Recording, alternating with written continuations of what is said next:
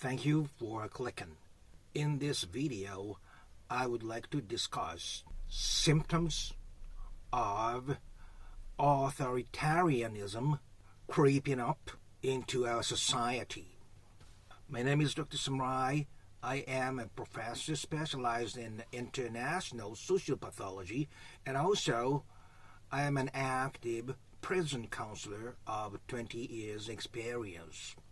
I'm hoping this video would help you deepen your understanding of underlying mechanics of what is happening in today's society for you to attain true happiness on this planet Earth. As usual, I would like to provide you with some basic information first, and then like to move on to our main discussions in the latter half. Are you ready? Okay, let's start. Creeping up signs of authoritarianism into our society.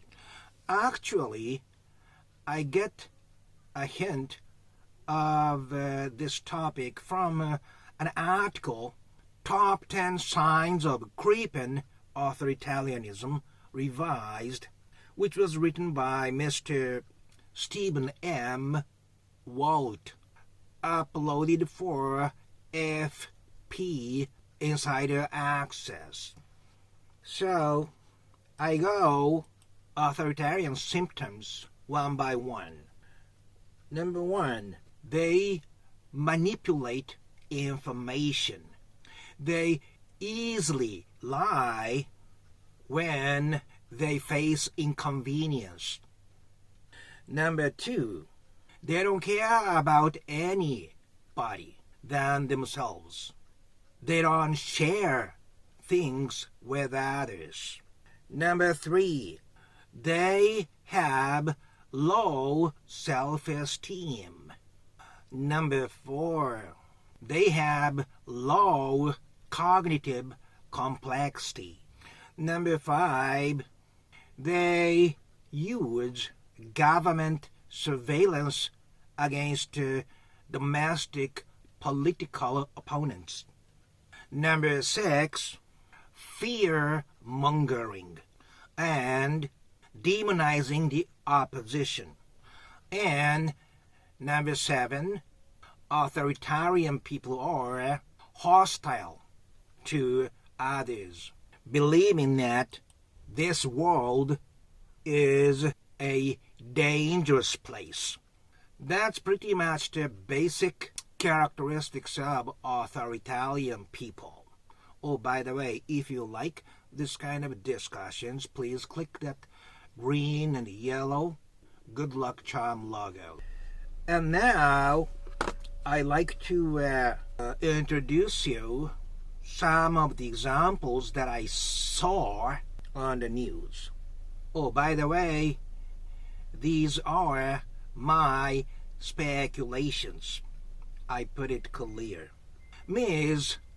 Taylor Greene called President Biden a dictator. This seems to be an element of their demonizing the opposition.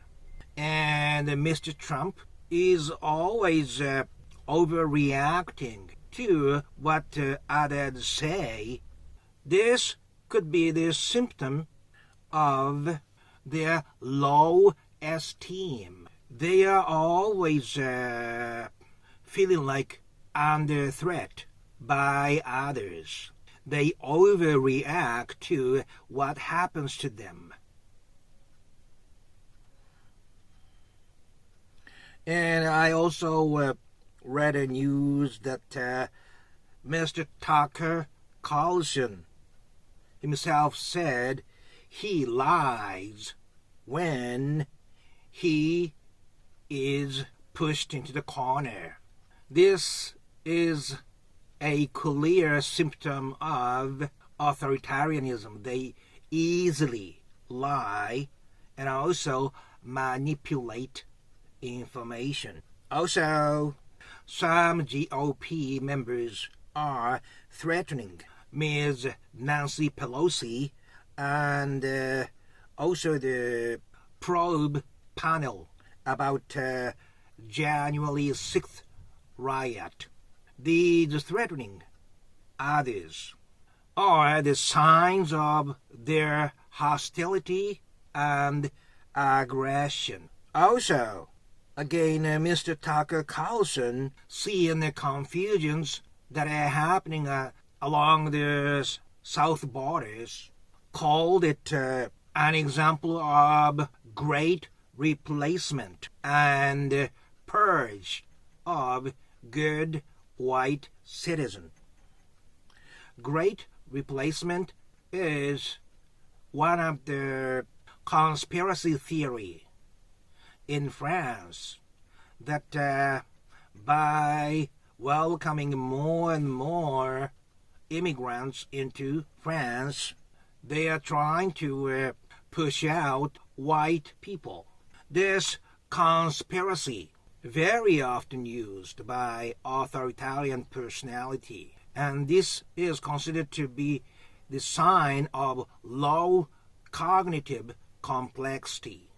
They do not believe in science, and they always try to explain things in a highly simple way, such as conspiracy theory that they themselves come up with, or they found somewhere, which they thought is convenient to explain his situation. But the point is, everything is very simple. It's like a black and white. And this low cognitive complexity could be seen also in the case of Ms. Taylor Greene, bringing about Scooby-Doo episode to make a point on taking off the masks against the coronavirus.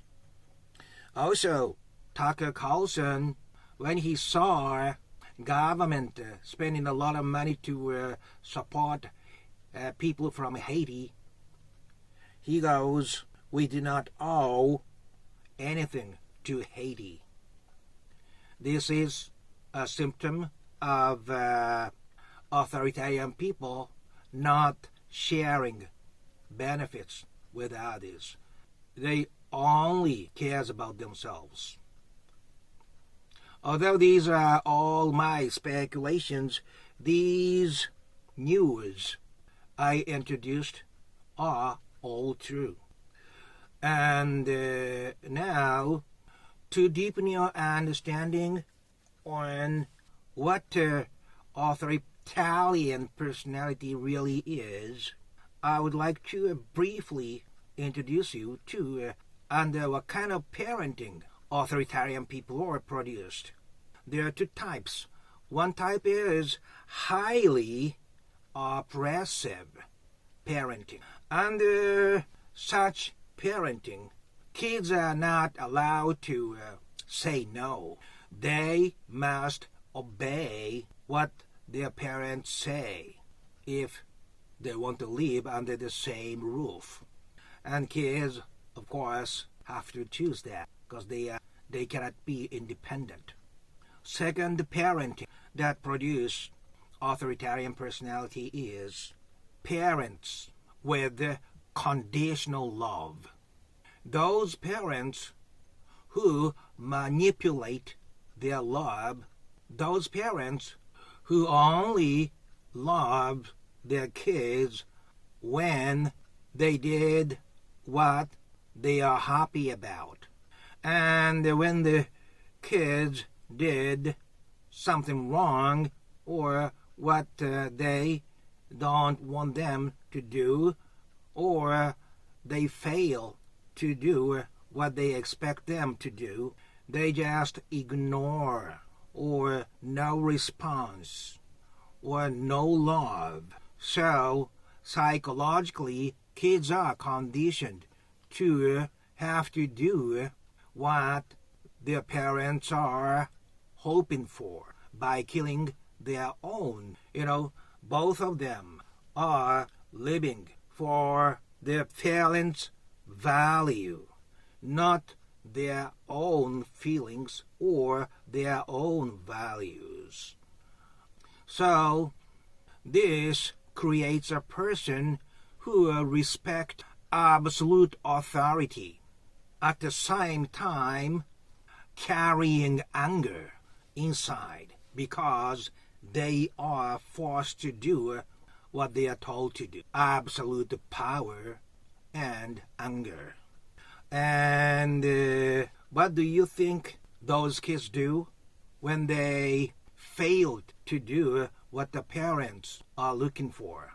There's always a pressure, straightforward or indirect manner. They could not answer their parents' expectations. They lie to avoid blame. They blame others for their own failures. That's why they come to lie pathologically, because they are always under the pressure, and lie is the only way to avoid unnecessary scolding. They put it on others, But important thing is, because parents are always pressuring them to be successful, they tend to be very successful socially and academically, but emotionally they can never develop love towards others, because they are always under the pressure to meet with one thing on parents' expectation. So everybody else is enemies. They don't care. No love, no sharing. You see what I'm talking about? They are raised to not be able to love others, and always feeling something like they were when they were kids under their aggressive parents.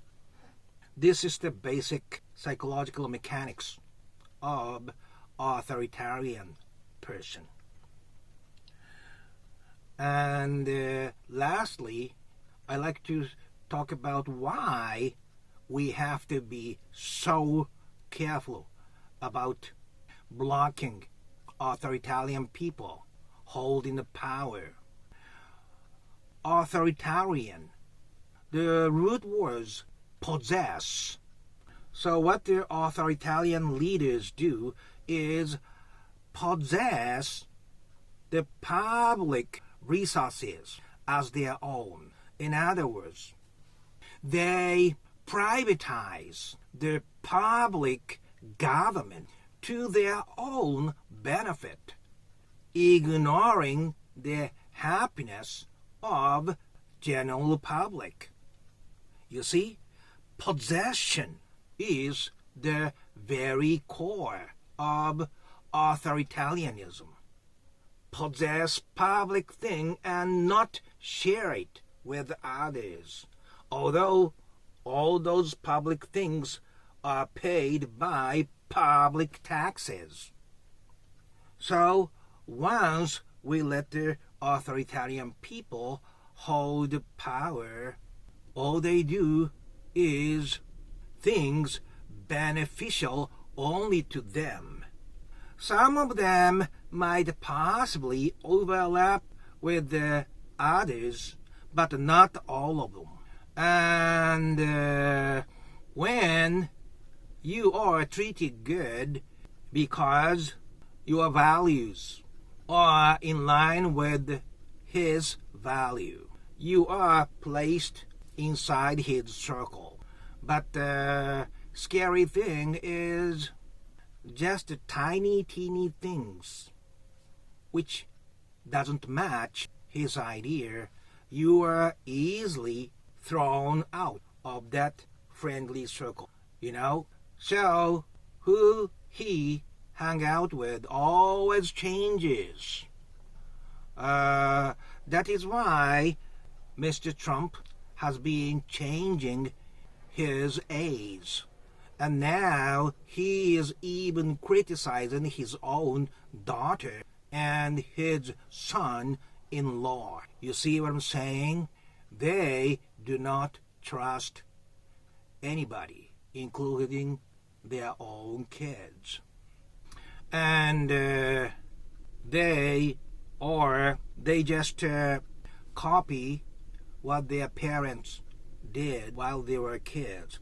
Control others by power, either direct way or indirect way. But they still have this respect for those who have strong power. So authoritarian people could get along with other authoritarian people, So those superpower leaders could get along with each other, unless there's something in between them, something specific that splits them. This is pretty much what I had to say. Authoritarian symptoms we see in today's world, how authoritarian people are produced, from what kind of parenting, and why we must stop authoritarian people from grabbing the power. This is the most important thing for general public, because if you really like your lifestyle in which you find small happiness, seeing subtle things in your everyday life,